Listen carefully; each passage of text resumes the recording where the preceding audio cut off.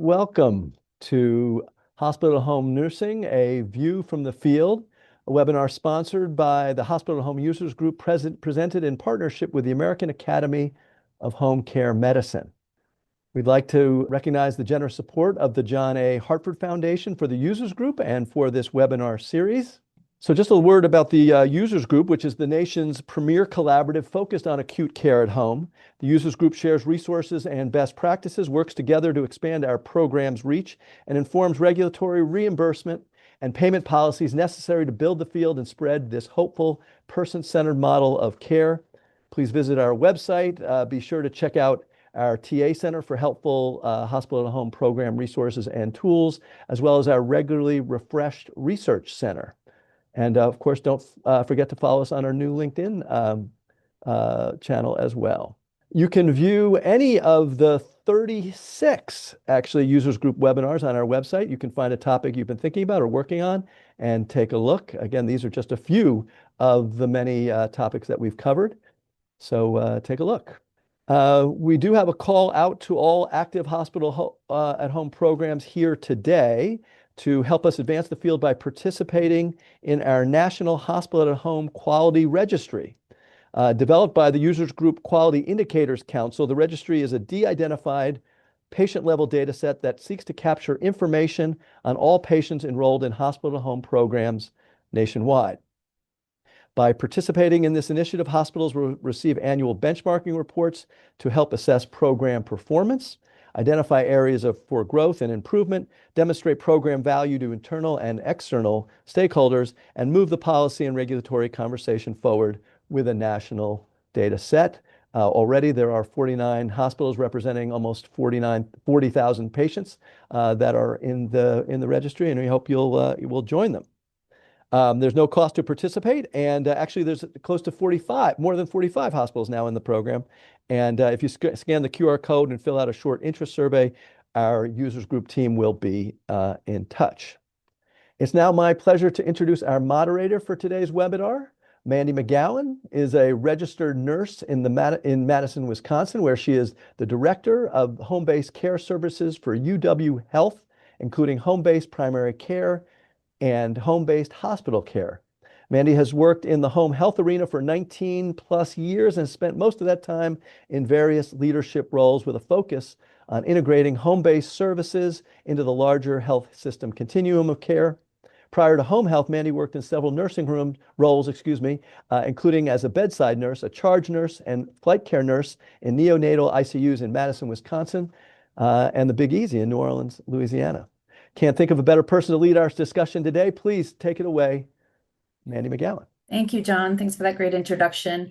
Hello, everyone, and welcome. Thank you for joining us for today's session on hospital at home nursing, a view from the field. We are thrilled to have participants from across the country tuning in, and you're all here to hear from our panelists. Our goal today is to explore the opportunities and challenges in nursing roles within the acute care at home space. How do we strengthen nursing leadership? How do we advance research to guide best practices? And what does success look like? So I would like to take this opportunity to introduce our panelists. First, we have Jenna Blind. Jenna is the Regional Director of Education, Professional Development, and Quality Improvement with NYU Langone. Next, we have Vance Purcell. Vance comes to us as the Clinical Nursing Director for the Advanced Care at Home program from Kaiser Permanente. And finally, we have Karen Falkenberg, our Associate Chief of Patient Care Services with Massachusetts General Brigham's Healthcare at Home. So join me in welcoming our panelists. No disclosures for any of our panelists. Okay, we're going to turn things over to Jenna. Thank you. Thank you so much, Mandy, and thank you to John and the rest of the Users Group to bringing us together for a topic that we are all super passionate about. I'm going to share a little bit about NYU Langone Home Hospital program here in New York. So when we opened our program in September of 2023, the main driver really for us was to develop a home hospital program which could really help with our issue with capacity, right? A good issue to have. Since COVID, our inpatient occupancy really skyrocketed, and our goal was really to leverage the CMS waiver for hospital care at home to really identify acute care patients who could be safely and effectively managed at home, and really free up brick and mortar beds for patients who needed to be in the hospital for their care. We take patients anywhere from 21 years of age and up. We have a patient on our program right now who is 101, and has their family members and very involved in their care, multiple generations involved in the patient's care at home, which is wonderful. Our patients need to present with qualifying program conditions that are defined by our medical board. They are transferred to our home hospital program either from an ED admission or an acute inpatient admission on one of our brick and mortar beds. They must meet disease-specific acuity requirements that we have set forth for the program. Because we are a waiver-based program, they do have to meet inpatient clinical eligibility criteria. We do use the Millman guidelines. There are some non-clinical eligibility criteria that we also take into consideration, some social determinants of health that could impact a patient's ability to receive safe and high-quality care at home. They must live within a 15-mile radius of our hospital. That allows us to follow waiver guidelines to reach them within at least 30 minutes if they were to have an episode of decompensation at home. And then we have a specific payer criteria that they need to meet. We're thrilled to share that since our program opened in September of 2023, we have admitted over 1,300 patients, which equates to almost 7,000 patient care days. Our average daily census is about 6 patients. We have had no unexpected mortality on the program, and our median length of stay a little bit lower than the brick and mortar medicine cohort, and that's around 3.5 days. So here is our home hospital staffing model. You'll notice that really for our home hospital program, our patient is at the center of all of our care. We are a hospitalist-led program, so dedicated home hospital hospitalists are responsible for the admission and managing the inpatient care of the patient at home. We have acute care nurses that manage the patient's care. Our field nurse are required to do 2 in-person visits each day, which is in line with the waiver-based care. They are the nurses in the patient's home, administering the medications, doing lab draws, facilitating any interventions that need to be completed. We also have a nurse navigator, resides in the emergency department. Primarily, they are really driving admission to the home hospital program. And our command center nurse is also an acute care nurse who is constantly reviewing the patient's remote patient monitoring outcomes and timely addressing patients' concerns. They're really the first point of contact if a patient needs to get in touch with one of our team members if there is not a nurse in their home. We also have an on-call model where a registered nurse is available to visit the patient should they need to do so outside of a regular day business. We also have a logistics coordinator, which is a non-clinical individual who is there to really help support the command center nurse, facilitating, making sure that our physician orders are being met, facilitating our at-home care such as x-rays, DME delivery, and medications, etc. On the right-hand side, you will see our team is primarily led by a dyad, which is our medical director and nurse manager. Later in the discussion, I'll talk a little bit about more about the specific nursing roles, but these are some of the ancillary services that are available to our patients in our at-home model. Thanks, Jenna. So I'm going to go ahead and share about the Kaiser Foundation Hospital's Northern California program. Our program supports our 21 hospital system that spans a large geographic footprint across Northern California from the coastline to the foothills. Today, we enroll patients from 14 of those medical centers, and Kaiser Foundation Health Plans is the payer for our members who receive care under Advanced Care at Home. Kaiser Foundation Hospital's Advanced Care at Home program does not operate under the Hospital at Home waiver, instead being administered under a supplemental benefit wherein we are the insurer, and the program is considered home health with physician and other wraparound services acting under their scope of practice. We'll talk a little bit later in our discussion about some of the limitations that puts on our program. We're very proud of what we've accomplished over the past 5 years, and specifically, we've built our program up to an ADC of over 30 patients with as many as 17 admissions completed in one day. We hope to eclipse 300 admissions this month. Our average length of stay is about 3.5 days, and we've saved almost 8,000 bed days across our footprint so far this year. In our 5-year history, we're really proud of the fact that we've never had a case of C. diff, never had a CLABSI. We've had one CAUTI in those 5 years. On the next slide, you're going to see our nursing structure. So our program has a really diverse nursing structure that's been cultivated through our experiences and a focused effort on growth, both from a volume perspective, but also geographically. We started with a quality director and a team of assistant nurse managers in April of 2024, providing dedicated support to our nursing floor and really taking over operational control of the day-to-day workflows. In fall of 2024, we added our utilization review coordinators you see on the left there that function much like discharge planners while also supporting other functions on the floor. As we built our bed capacity, we learned that the best way to continue growing was through increased flexibility within our team.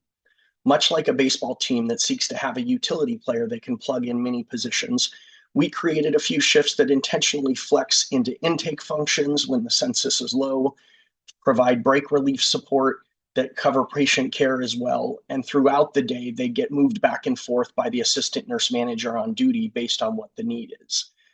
And when we do near our census capacity, they go back into patient care focused roles.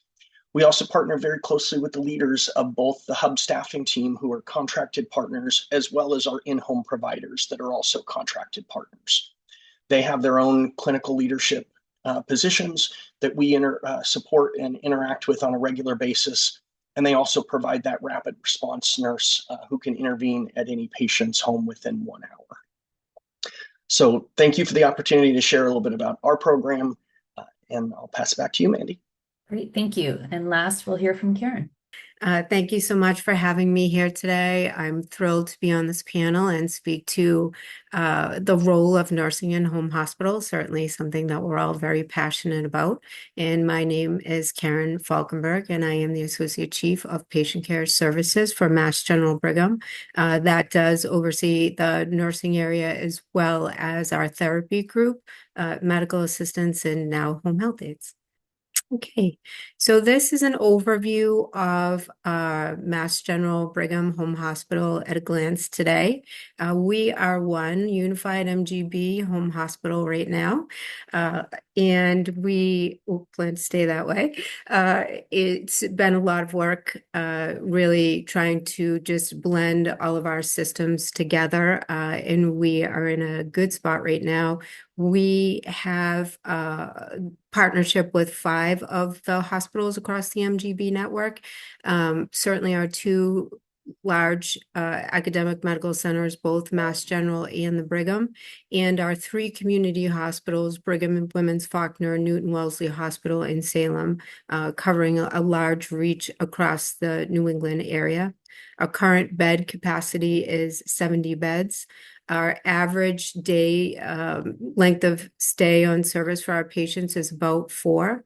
And there's a map here that you can see the geography that our service covers, 72 towns and cities across the greater Boston area. So it's a pretty wide reach. If we get into the discussion of logistics at all, this really is a key point. I've heard, certainly this mentioned by other nursing leaders on the panel so far, and really ties into our visit distribution and how we work on our assignments throughout the day. I think that map is very telling. Our net promoter score, we're very proud to share, is 86. And these next 2 statistics, I always pause and reflect on. I've been with MGB Home Hospital for almost 3 years next month. And as we've grown and adjust these slides, 8,000 plus home hospital admissions since January 2022, and 38,000 acute care beds saved since January 2022. And just very mindful, while I'm the one that's here today speaking to this model, we really just have an incredible team that's so committed to be able to make this work happen. So really amazing work by the MGB Home Hospital team. So this is a look at our overall care delivery model, and I wanted to highlight the nursing model in the center. So our clinical nursing model really enables us to provide 24/7 wraparound care for our patients while they're, on their home hospital journey. And as we start with our admitting team, this is really our front door to our home hospital program, and we look at our roles as our nurse navigators, our admitting providers, and our operations coordinator. That is a unit to us. That's our admitting triad. And our nurse navigator is really just integral to this work. They are driving that patient identification, collaborations with the physicians, APPs, or nurse practitioners, and then we have our operations coordinator that will work on all of the logistics. Just like to call out that my colleague Sarah Paez, who is on the webinar, also has oversight of our nurse navigators and case management team. Sarah is very well known in the hospital at home space, and we're certainly happy to have her now in the MGV program. And then as we shift over to look at the nursing model, we have a very robust nursing model. We have about 90 nurses right now on staff. Primarily the care that's provided in the home is delivered by nurses. We have an interdisciplinary model with MIH. A lot of different factors will go into how we distribute those visits, how we determine who's seen by nursing, who's seen by MIH. But we are very committed to continuing to ensure that our field nurses are part of the in-home care delivery. We have a nurse educator who does an amazing job with just the many layers of education that we continue to provide for our team as we advance our service lines across MGB Home Hospital. Our nurse educator partners with the MIH educator, and we often offer our educations to our teams as a group. And our nurse educator will also work as a consultant with the MIH educators just to provide additional context and learnings for new patient populations that they may not be as familiar with. Certainly our case managers to help us work on discharge planning and evaluation of our patients throughout their stays. Our clinical managers that really have oversight of our teams spanning this big geography and sizable workforce, and certainly our nurse directors. Our charge nurses are responsible for really that localized support of our geographic teams to be able to help them and act as that conduit for our operations in the day-to-day. And our nursing supervisor lives at our command center. That role partners very closely with MIH dispatch and has 360 oversight of all of our operations. So our charge nurses are very localized across our 5 sites, but it's the nursing supervisor that really helps us to optimize our visits during the day and, allow us to pivot for many of those unforeseen things that come up in the day and keep us on target with our throughput. I did include our medical assistant into the nursing model. This is a new add for us in the past year and a half. And we have just really been able to streamline our visits, really work on our in-home time by distributing the work that belongs in both, to the clinician versus what our medical assistants can help us with. And they've just been an amazing job with the work that they do, and even really helping to lean in and be able to take some tasks from MIH to leverage MIH to take on higher level visits. So just an excellent role for us. And certainly our virtual nurses. So our virtual nurses, are another just incredible service line that we started quite small with. And now they are just stretching into places to provide robust wraparound care for our patients. They'll work with patients on extended teaching, high-risk medication reach outs, co-visits with MIH. So just a a very strong model there. And then off to the other side, our additional care team members, just again, integral to our work, our therapists, pharmacists, special consultants. We have our paramedics over there, but they're really right in lockstep with our nurses, our APPs, which are our PAs and our nurse practitioners, and certainly our physicians. Thank you so much. Great. Thank you, Karen. Thanks to all of you for giving us an overview of your programs.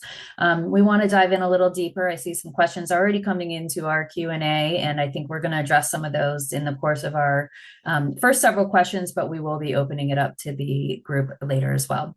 So we're going to start with more of an operational question, and we're going to start with Vance and Karen on this question. So if you can talk a little bit about your RN to patient ratios for your various RN roles within your programs. So let's go ahead and start with you, Vance. Thanks, Mandy. So for our virtual nurses, they have a 1-to-5 ratio from 7 a.m. until midnight. And what we did when I first came to the program, we actually had a 1-to-5 ratio 24/7.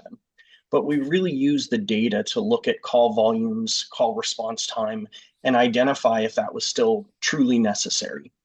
And so over the course of the last 18 months or so, we tapered that from a 1-to-5 ratio to a 1-to-15 ratio overnight. They also have the support of an assistant nurse manager 24/7. So each one of those nurses with a ratio of up to 15 patients has that additional level of support, as well as the supervisor that's on duty from our contracted nursing hub team. So there's actually 5 people when we were at 45, covering breaks and making sure that those patients are still well cared for. And we keep a really close eye on the data to make sure that that's still the right mix throughout the day. As far as our in-home team, because those contracted partners function with lots of different roles, it really varies. So for the full-time staff that work for those teams, usually they're seeing about 3 to 4 patients a day, but many of them actually make a visit here, make a visit there, and work more as kind of per diem staff. And so it makes it kind of harder to judge that. Thank you. Karen, how does MGV's hospital home program approach the RN ratios? I think very similar, to what Vance had mentioned. What we've found is we certainly have targets where we'd like to see our field team be able to reach from a visit volume perspective during the day. But we don't assign ratios. It's not a hard-based target for them because we recognize that there's just so many complexities once we're in the home. Every nurse will start out with 2 to 3 morning visits. And that's really where we're administering our morning medication and doing our initial assessments and things like that. But again, our nurses may go into a home, patient may have a patient status change, or, family members, they may need more time. That's where our nursing supervisors really come into play and help us be able to, shuffle things around a little bit so that we can really provide that level of care that we want to give to our patients. We shoot for about 5 a day. It just depends on, those factors, acuity, geography, things like that. Some days we have days where everyone's closer together. The acuity may be less. The nurses can go over 5. It really is just dependent. We are working on in research and development tools to help us with some predictive analytics around acuity, which we believe will help us in the future, and really, the use of our medical assistants to help drive down our time on task when we can. So lots of dependencies. Wonderful. Thanks, Karen. Follow-up question on that. We often hear that kind of a ratio of patients per day. Is that per an 8-hour shift or a 12-hour shift? 12 usually, Okay. and that includes drive time. Yep. Wonderful. And lab drop off and all of those other things. So great. All right, we're going to move on a little bit. So Jenna and Vance, let's explore RN roles in both waiver and non-waiver programs with a bit of a focus on the flexibilities and then the constraints of both models. So Jenna, let's start with you. I think the biggest difference is that our nurses here in New York are traveling in 30-degree weather, and Vance's team gets to be in sunny California. No, all joking aside, as a waiver-based home hospital program, we do have to, meet the rules and regulations of the waiver, which, includes that two in-person visits by the registered nurse, doing all the required documentation, inpatient admission, all acute care interventions, all the vital signs monitoring that is done by our NYU Langone registered nurses. We have to meet and follow all of the policy and procedures of the inpatient nursing workflow. At NYU, we are particularly blessed because we do have a certified home health agency. We have experts here in the home health agency who really, know the in-care home provision of care. They understand infection control protocols, so we typically leverage their expertise. As mentioned previously, we do have to meet the waiver requirement of getting to a decompensating patient within 30 minutes. Traffic in our area is a very big deal, so we have to make sure we stick to that 15-mile radius so we can get to those patients if we need to. Our nurses are very actively engaged in activities to strengthen the quality of the care delivery. They're involved in all of our, post-fall huddles. If we have medication misadventures, we review all escalations and readmissions as an interdisciplinary group. I think one of the unique aspects of our waiver-based model is that we have those three RN roles that I introduced in the earlier slides. Every RN in our program rotates through these roles. So we have the command center nurse, the field nurse, and the navigator. And we truly believe that this model helps build resiliency and really empathy and understanding for each of the roles that our nurses are in any day. It also helps them to flex in and out of these positions, whether or not it's covering a sick call or needing to add an additional nurse for an increase in census. Also, that interdisciplinary teamwork helps with any escalations we might need to, get back to the hospital. There are other aspects of our nurses in terms of the waiver-based care. They're really involved in planning for the clinical complexities of the patients. They are hands-on in terms of planning the times of infusions, handoff, something so simple as, informing each other where to park at the patient's home, or if the patient has pets that they need to put away before you're entering the home to care for their patient. And then really making sure that care is patient-centered, that, perhaps there's a patient preference that everyone that enters the home needs to be masked or wearing shoe covers. And then, I really want to underscore the importance and the value of our nurse manager. I know she's on the call, Anne Marie Short. She has really 24-hour accountability for the nursing care that's provided, and that mimics the model of our brick and mortar care. She is, often seen jumping on a field visit. Perhaps there's a difficult conversation, goals of care conversation happening in a patient's home, or she also does lots of navigating in the halls of the hospital, really trying to get involved in rounds and identifying patients that could potentially transfer a home for the rest of their inpatient stay. Great, thank you. All right, Vance, let's hear a little bit about flexibilities and constraints in your non-waiver model. Yeah, so being a non-waiver program has its benefits, not having to follow all of the hospital at home waiver protocols and rules, but it does limit us in some facets. And so we do have to follow the home health regulatory model. One of those big limitations is that we can't use mobile integrated health professionals. We don't have the ability to deploy medications with a clinician to the home. And so that restricts our ability to create a ton of interventions in a rapid response type environment. We can only use whatever we've pre-positioned in the home at that time. And so it does lead us to rely a little more probably on EMS support when patients decompensate in a more significant manner. So it really created this position, though, where our providers, our contracted nursing providers, we wanted the skill set of a hospital-based nurse working with home health agencies. And so we're going to talk a little bit more about that, but it really created some additional challenges as we partnered with a new organization when we spread. So I think, being a non-waiver program, it was really nice to continue our services when the shutdown happened, but it also has created different challenges and different opportunities for us as well. A bit of a segue into our next question. Perfect timing. So we do want to talk a little bit about skills and characteristics for nursing. So Vance and Jenna will come back to both of you as well. Vance, if you want to continue with what you were just sharing, talk a bit about ideal skills and characteristics that you're seeking in some of your RN roles within your program. Yeah, looking at the field-based RNs, we know that the home environment is unique. I came from a home health and hospice background before joining the Advanced Care at Home program. And when you bring a hospital-based nurse to the home for the first time, often it can be shocking, it can be jarring, and they encounter things that they're not comfortable with. And so finding that person who can come into a situation that is uncomfortable but not unsafe and delineate those things. We've had providers who showed up at a home and felt like they shouldn't admit the patient because something in that environment made them uncomfortable. And really, finding somebody who is used to that environment or who is receptive to being trained about caring, for somebody in their environment and respecting the environment for what it is really, really important, while having that higher level assessment, skill set of a hospital-based nurse.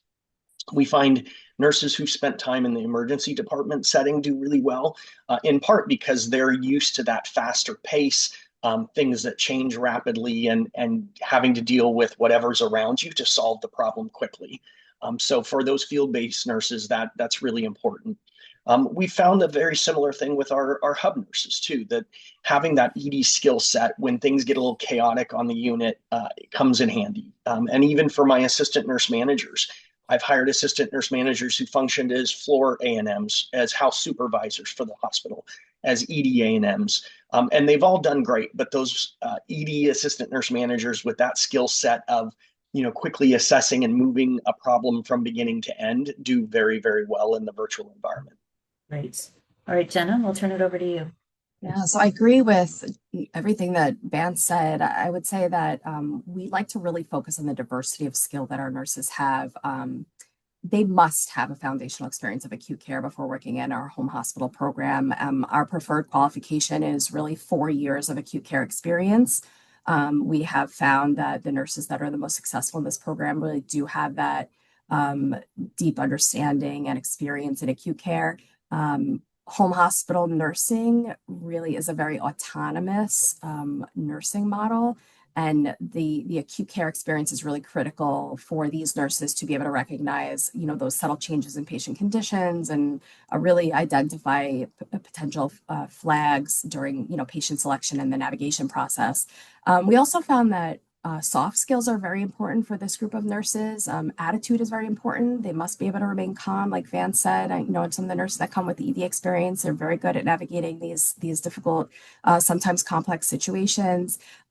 We find that there is probably not one area of the hospital or department within our organization that these nurses do not work with and so it's important that they can communicate to individuals in the organization on all different levels. And we really look for nurses who want to and are able to prioritize patient experience. Our patient experience for this program is really off the chart. I think that is what a lot of home hospital programs are seeing. The overall patient experience is just much higher than patients who receive care in the acute care hospital.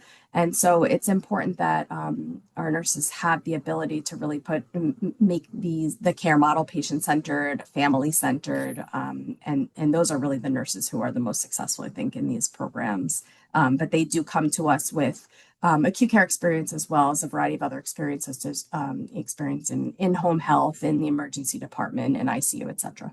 Thank you both. I think that really echoes what we hear from programs across the country. There is no one perfect resume, but rather I think some comfort with discomfort and living in the gray and being able to assess and adapt are really those key skills that we've heard from both of you as well. Okay, we're going to move on a little bit more to RN involvement in education and leadership. So this program, this type of care really allows nurses to expand into some new areas. So we'll talk, Jenna, first with you on, do your RNs participate in education or leadership activities? Are there opportunities for the RNs in your program, whether frontline clinicians or leaders, where they're interacting with stakeholders internally or externally? Are they participating in national or regional presentations? Could you talk a little bit about that? Yes, I certainly can. So NYU is a multi-hospital system with a very large, network of faculty group practices as well. So for our nurses in home hospital, there are lots of opportunities for them to participate, both on a local level as well as system level work groups that we have at NYU. Many of them are involved in these committees and are proud of the work they do in home hospital, and really at any opportunity they have to talk about the innovative care model and what they do in home hospital. And people often want to hear more about it. We strongly encourage their attendance at local, regional, and national conferences. Several of our nurses have presented locally and nationally for in forums. We have several nurses that participate in fellowship programs, and I know we're going to talk a little bit more about, advancing education and certification and specific skill sets. But I think that what we've seen, especially since the program inception in our program inception in 2023, is that the nurses are really leading the care. They're leading the navigation, the eligibility efforts for patients, joining the home hospital program.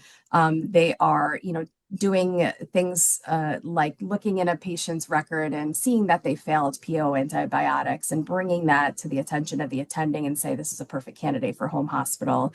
And they're also really actively participating in discharge planning with the provider and the care management team. So these involvement in these committees is really having them, letting them find their voice.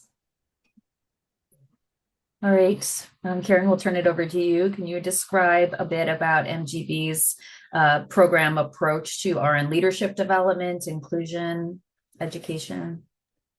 Yes, I would say that it's very similar to what Jenna had described. And our nurses are just incredibly invested, and they are truly active stakeholders in the build of our program. They are very involved in the work that we do, case reviews, case conferences. They're often highlighting cases that, they would like to review, participating, and sharing the information out to the full team on those reviews. They are actively involved in our patient safety committees, our Falls Task Force. We have an interdisciplinary nurse-led practice council with MIH, which is, pretty unique, and our nurses really lead that work. I think from an education standpoint, we partner very closely with schools in our area. Right now, we work very closely with the MGH Institute for Health Professionals, and our nurses now are hosting students to be able to really see, what does this work look like? What does a nurse navigator do? And what does a case manager do? How, in this type of operations. And we set them up with shadow experiences so that they can actually see these brand new nursing roles. Those are pretty much all nurse led. And, they're often invited to schools to speak about their program. Last year, a group of our nurses, led by our nurse educator, spoke at University of New Hampshire to speak about our program and different roles as well. So they are, I think, our biggest champions, are, certainly one of our biggest groups of champions to advance our program and the work. Great, thank you.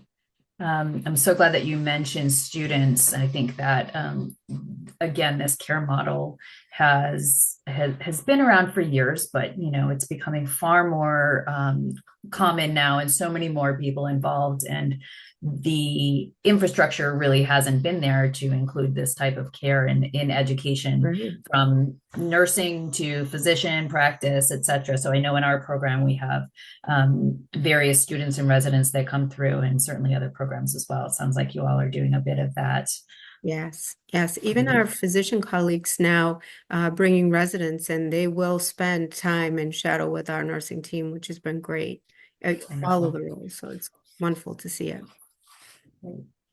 Thank you. All right, we're gonna have one last question I want to bring to you, and then we'll open it up to our audience.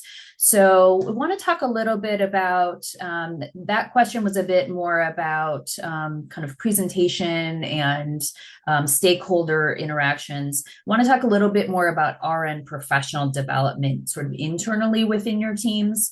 So I know in our experience, those folks in our health system that work in nursing practice and nursing professional development don't have a lot of experience in the home environment. And so we've had to strike a balance and have a partnership between our internal experts and those who have those supportive roles.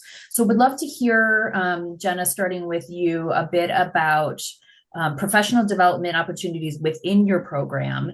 And do you have folks who are doing specialty training in wound or vascular access? Are you doing any kind of research? Are you seeking some of the specialty certification that we're starting to hear about for virtual care nursing? So this is the topic that I am probably the most excited about. So I'm thrilled to get to speak to it. Our program has 13 full-time registered nurses. 95% of them have their bachelor's degree. We have one that's in school right now. Over 50% are master's prepared. We have 3 individuals who are enrolled in programs to advance their education right now. So we strongly encourage degree advancement. We have about an 80% certification rate, professional nursing certification rate for our home hospital nurses, with the majority being medical surgical nursing. We have certified nurses in geriatrics, progressive care, cardiovascular, and more than half of the nurses on our team are actually dually certified, which is very exciting. We also have a career ladder, so our nurses can progress to the career ladder while staying at the bedside, which is highly encouraged. And again, being part of the NYU health system, there are many opportunities such as fellowship programs that our nurses can take advantage of. We actually had 3 nurses in the past year join 3 separate fellowships. We had one participated in a nursing science fellowship where he got to understand and participate in research directly impacting the home hospital program, which was fantastic. We also have an integrative health nursing fellowship, which one of our nurses participated in. And then one right now is currently enrolled in our emerging nurse leaders fellowship program. So we have lots of opportunity for our nurses. And we actually just did get wind of the new virtual nursing certification, which, just by virtue of their experience as home hospital nurses, they're all excited, even just to study for that exam, once they started seeing the content. So I think that they're realizing, hey, they're the experts in this area. So that's something I think is going to be wildly popular next year. Great. All right, Karen, I want to quickly go over to you as we wrap up. Anything in addition to what Jenna shared that you are looking to provide within your program? You know what? I feel like she was talking about our program too. We're very fortunate to be part of these, big systems with such incredible offerings to our nurses. So pretty much the same, our nurses, we have so many nurses that maintain their certifications for wound and CEN, and certainly part of the fellowships and all of those things as well. And I think that, just by virtue of our nursing model, we are able to really, we have very much a human-centered leadership style where we really try to get to know our nurses and where their growth opportunities lie so that we can connect them to the right pathway, whether it's research, leadership, or, NP or whatever that may be. So we have many pathways to be able to help them get there. And certainly our shadowing and very similar to Jenna. Right. Well, thank you to all 3 of you, Karen, Vance, Jenna. Really appreciate your time today. As we kind of wind down in the end, let's take a look at some of the Q&A questions and see what our audience is interested in hearing more about. glance. One question that came up is, and you both mentioned it, but just wanted to make sure, what certifications are you encouraging within your hospital at home program? We heard a little bit about med surg. We heard some certifications with woundostomy. Anything else that you feel really supports the care model? As Jenna said, we're really looking at that virtual, certificate right now as well. We're really just exploring in the exploration stage of that. But I think that those are the main ones that you spoke to. We're not really, we don't have those requirements upfront coming in to have the certifications. If they don't have, if they have them, we want to help them to be able to maintain them. And once they come, we'll be able to plug them in the resources to pursue them. Okay, we had a couple of questions that got it a bit more at timing, scheduling visits. How do you organize all of your different nursing roles? So maybe we can kind of summarize that into how continuity came up in one of the questions. So like, how do you provide continuity to your patient care while still keeping up with all of the challenges of scheduling and logistics? Vance, you wanna? Yeah, I think for us, we really rely on our contracted partners. So, I'm envious of the other two programs and having, their own team of nurses. But I have an amazing relationship with both of the leaders, the clinical leaders for our in-home partners. And they understand, coming from the home care background, because they're home health licensed, the importance of continuity of care. And so they really make a concerted effort to do that, so much so that one of the benefits for us is when patients transition to home health after us, which is about 1/3 of the patients, they often can even continue with the same nursing staff in their home health support post-ACA. So, it's really just about that close partnership for me with my contracted vendors to make sure that we're meeting the patient's needs in that way. But they understand that just as a core of their business model. There you go, back to one of those flexibilities that you have in the non-waiver. Okay. So we did have a question about safety mechanisms or resources in the field. I know this is a topic that comes up time and again.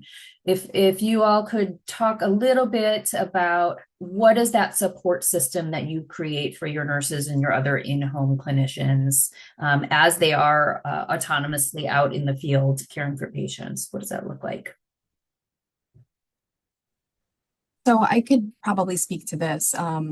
We do use Epic, so we are able to sort of track where our patients are visiting where our nurses, are visiting our patients. We also have a safety app that every nurse has installed on their phone that they could reach out should they be in a situation where they need help right away. But we always have the command center nurse available right away, just a phone call away, should we need to escalate a patient. If they're in a patient's home, they could always reach out via video visit for some real-time feedback from whether it's the attending or another nurse in the command center. So we do have that available. And then I had mentioned, I think we underestimate the benefits and challenges of having pets at home. That's one of the initiatives that we've been working at. I'm the proud owner of two dogs that I love, just like my own child. But sometimes pets can be a hazard in a patient's home when you have clinicians going and visiting them. So we do require that pets are locked up. We want to try to avoid animal bites. The cutest pets can become aggressive when their owners, are interacting with people who are unknown to them. So those are some of the ways that we promote safety in patients' homes. Yeah, so like Jenna's program, we use an app called Alert Media and encourage our contracted partners to use that or something like that for their staff. But one of the things we did was we created a dedicated phone line for our assistant nurse manager on duty. So it's a soft phone that when the A&M logs in for their shift, they go in and they forward that soft phone to their cell phone.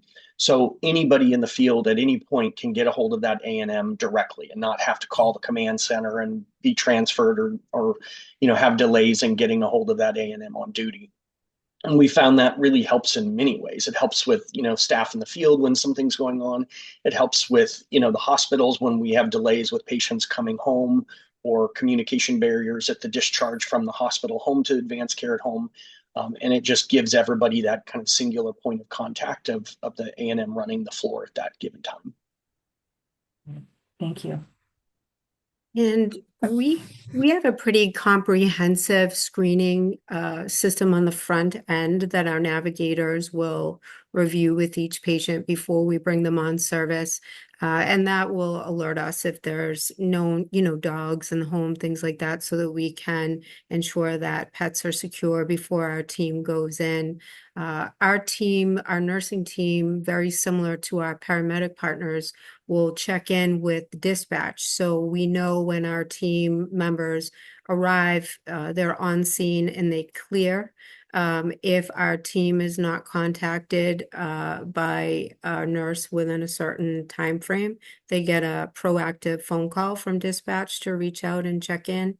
We are also moving to a new personal alarm system for nurses and paramedics that we're in the process of rolling that out or beginning that rollout shortly. And we will use two-person visits oftentimes if we, feel the need based on certain circumstances. Thank you all. We have a question about having, a couple of people have mentioned a dedicated nurse educator or education role in your programs. Question from the audience: can you speak a little bit to the benefit of that? And then is this a role that you would recommend is kind of built in from the beginning for programs who are launching?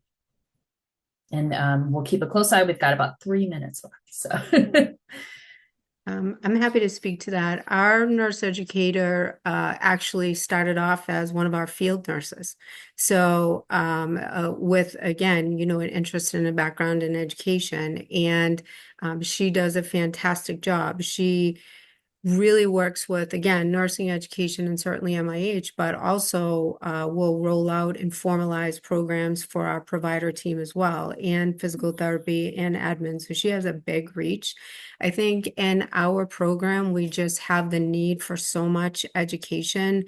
And we want to make sure that we're documenting that education and keeping up with it annually. So whether it's health streams, she actually created a Tuesday education drop-in that our team can come to for topics each week, which is a pretty great offering. And then we'll offer just-in-time trainings that she'll set up virtually if we have a new launch or a new product. And it really helps to make sure that that we're in touch with our workforce that's so distributed, and keeps in touch with really those things that are going on. And, we have skill days and, different places, sim labs and things like that. But I think that the role is invaluable and can toggle back and forth between education and field-based care. So you're not completely locked in if you were to need it. I've actually been looking at an opportunity to bring a role that is kind of a dual role as well, but more a combination of an educator and quality. So to provide additional, support with chart auditing and things like that for my quality director, but also focus on education, both with our in-home providers, especially as contracted vendors. For us, it's really important that they maintain the quality of care that we expect as an organization, but also with our in-hospital providers when we do expansions to new facilities. So that's kind of my vision for next year, is to get an educator that can function in that kind of a dual capacity. Well, you've got two new friends here that will be able to help you through that. All right. I can't thank you all enough. This has been a great conversation. I'm sure we could go on for hours on this topic, but we're going to wrap things up, turn things back over to John.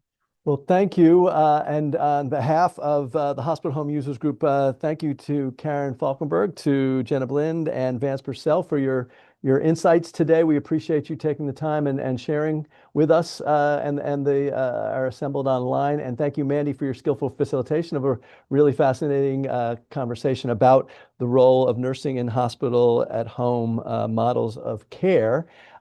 Just to remind folks, again, that we will be posting a recording and the slides from this webinar, along with all the other 35 other webinars that are part of the Hospital Home Users Group webinar series. You can find them at hahusersgroup.org on the events page.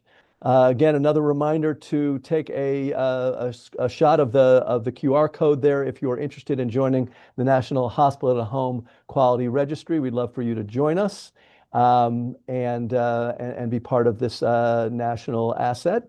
And of course, we're encouraging everyone to take a look at our comprehensive library of helpful resources in the TA Center, webinars, information research, tools. And you can see the web address there. You can navigate there from hahusersgroup.org. And oh yes, and a note from Jane Donahue. Please join us for office hours tomorrow. You can register at the link in the at bookwen.com, hahusersgroup.org.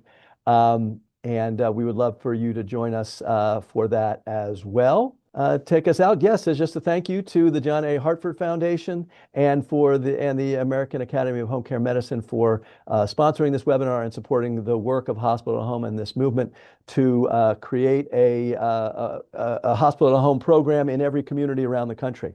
We hope to see you next time, and we look forward to your continuing involvement in our very active and dynamic community.